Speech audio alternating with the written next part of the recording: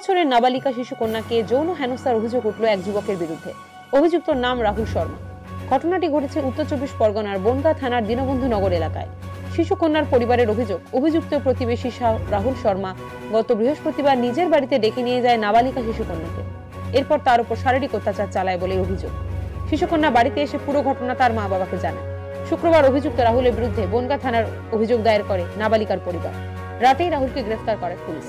শনিবার তাকে বনগাঁ মহকুমা আদালতে তোলা হয়।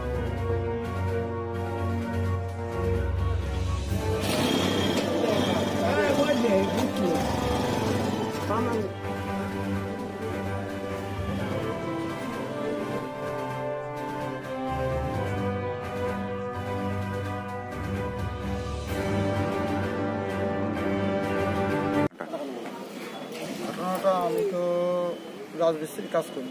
আমি সকালবেলা বেরিয়ে যাই, আর ঠিক ঠিকানা নেই, কখন বাড়ি ফিরি না ফিরি কোনো ঠিক ঠিকানা নেই, পরের জন্য থাকি। তা আমি যখন দুপুরবেলায় কোচবিনকে বাড়ি এসেছিলাম 10 মিনিটের জন্য, তা তখন আমার বউ আমাকে বলছে যে মেয়ের সাথে এই ব্যাপার হয়েছে, ঠিক আছে। এবার আমি তখন চুপচাপ, মানে ভাত খাবো কি, মানুষের বড় কথা না, এভাবে যাই হোক আমি চুপচাপ ছি। আমি পরে কাজ করি, যেহেতু আমি চলে গেলাম।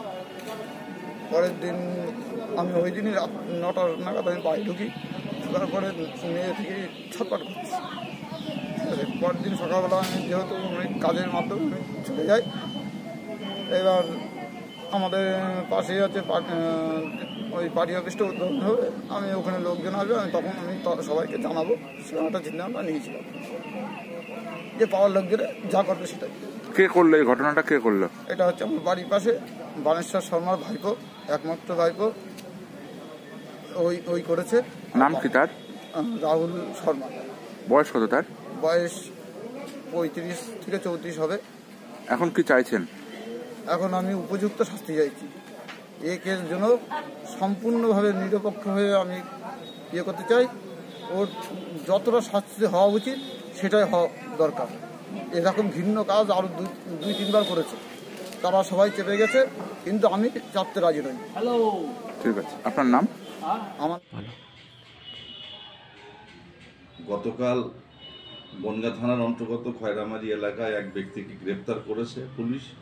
তার বিরুদ্ধে পক্সো ধারায় ধর্ষণের মামলা আনা হয়েছে এবং একটা 3 বছরের শিশুকন্যাকে সে ধর্ষণ করেছিল বলে অভিযোগ আছে। সে একটা বেসরকারি সংস্থায় গার্ডের কাজে নিযুক্ত আছে, কিন্তু এরকম একটা ঘটনার পরিপ্রেক্ষিতে তার বাড়ির লোক যখন বুঝতে পারে, তখন বনগাঁ থানায় এসে তার বিরুদ্ধে পক্সো ধারায় মামলা করে এবং সেই পরিপ্রেক্ষিতে রাহুলকে গ্রেপ্তার করা হয়েছে এবং গ্রেপ্তার করে আজকে লানের ডেসিজেম কোর্টে প্রেরণ করা হয়েছে। যদিও পক্সো আদালতটা এই বড়দিনের কারণে বন্ধ রয়েছে, সেই জন্যে পুনরায় তাকে 2 তারিখে আবার পক্সো আদালতে প্রেরণ করা হবে এবং সেখানে তার মেডিকেল এবং অন্যান্য তদন্ত সেগুলো পুলিশ শুরু করেছে এবং কোর্ট খোলার পরেই এইটা বিচার বিবেচনা করা হবে এই কেস সম্পর্কে। নামটা? সমীর দাস, সম্পাদক এবং মুখ্য সরকারি আইনজীবী, বনগাঁ মহকুমা আদালত।